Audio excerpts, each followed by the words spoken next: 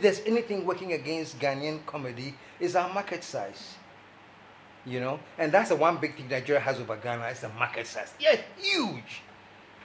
They can perform in Lagos alone for 300 performances, and every performance will be a new set of people.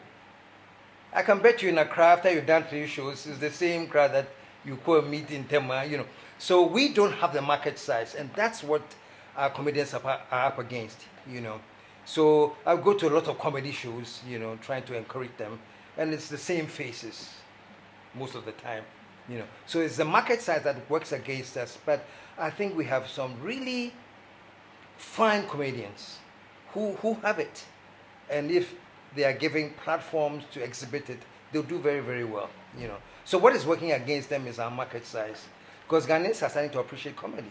Now I even go to a book launch and I see they have a small part for comedy, Go to an outdooring, there's somebody doing comedy. Comedy is everywhere except for funerals, but well, it really depends on them. They should do a lot of marketing, themselves. They should do lots of marketing. They should do things that hype themselves.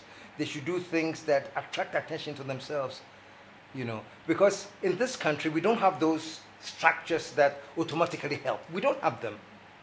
The same structures I worked in, and I filled the National Theatre. I don't know how many times I performed there, but I can say 98% of the time they were filled. But I was working outside those structures to cut my own path, and that's what I advise them to do.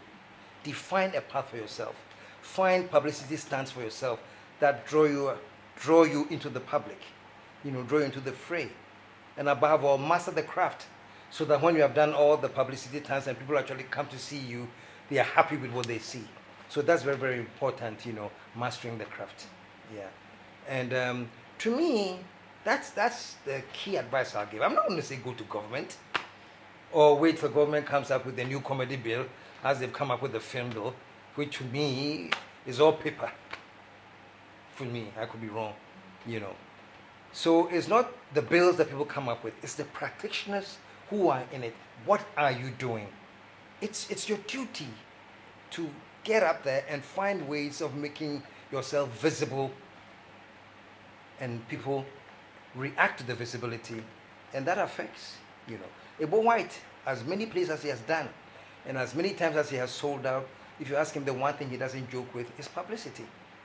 He finds ways to make himself visible. He doesn't take anything for granted. So, I've made it. When I say me Ebo White, I'm doing a show, they will come.